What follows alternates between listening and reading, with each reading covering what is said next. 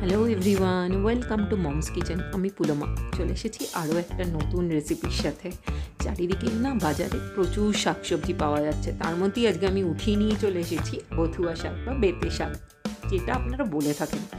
সেই শাকগুলোকে আমি খুব ভালো করে বেছে নিয়েছি। সামান্যের যে ডগাগুলো হয় না, নরম নরম, সেইগুলো আর পাতাগুলো আমি বেছে নিয়েছি। আর তাকে খুব ভালো করে ধুয়ে পরিষ্কার করে নিয়েছি। এবার সেগুলোকে খুব ভালো করে কুচিয়ে নেব, খুব পাতলা পাতলা করে। আপনারা চাইলে বটি দিয়েও কাটতে পারেন, আমি নাইফ দিয়ে কাটছি কারণ আমি এটাতেই অভ্যস্ত। আচ্ছা, এরকম করে আমি সমস্ত শাকগুলোকে কেটে নেব।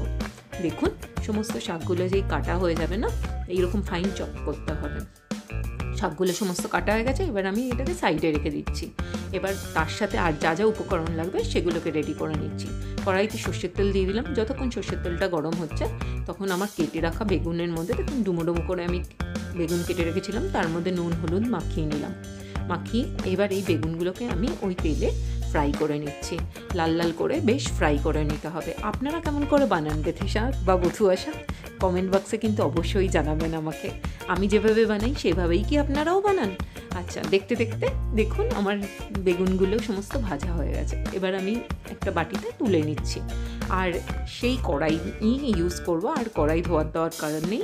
সেই কড়াইতে আবার সামান্য সর্ষের তেল গরম করে নিচ্ছি। যখন সর্ষের তেল থেকে খুব ভালো ধোয়া উঠবে না, তখন তার মধ্যে আমি একটা শুকনো লঙ্কা ফোড়ন দিয়ে দিলাম। আপনারা চাইলে চিড়েও দিতে পারেন। আচ্ছা, তার মধ্যে দিয়ে দিলাম সামান্য কালো জিরে ফোড়নে।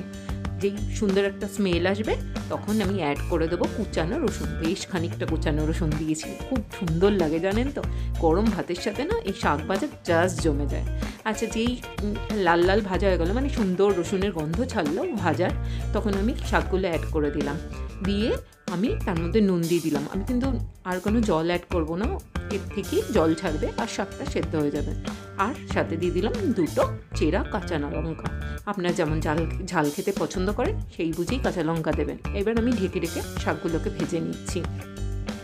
আপনাদের ভালো লাগে তো বথুয়া শাক খেতে? আর কেমন করে বানান কিন্তু জানাবেন, কিন্তু ভুলবেন না। আর প্লিজ লাইক করবেন আর শেয়ার করে দেবেন, আর সাবস্ক্রাইব করতে ভুলবেন না আমার চ্যানেলটাকে। যেই দেখুন জল শুকিয়ে গেছে শাক থেকে, তখন আমি ভাজা বেগুনগুলো দিয়ে দিলাম, অ্যাড করে দিলাম। আবার নেড়ে চেড়ে খুব ভালো করে এটাকে ভেজে নেব। শাকটাকে খুব ভালো করে ভেজে নেব। গরম ভাতের সাথে জাস্ট জমে যাবে, আর কিচ্ছু লাগবে না। বলতে বলতে দেখুন আমার শাক ভাজা হয়ে গেছে।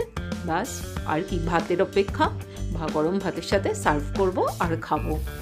আপনারা কিন্তু আমার চ্যানেলটাকে প্লিজ সাবস্ক্রাইব করে নেবেন, আর লাইক শেয়ার অবশ্যই করবেন। টাটা, বাই বাই, দেখা হবে অন্য আরেকটা ভিডিওতে। ভালো থাকবেন সবাই।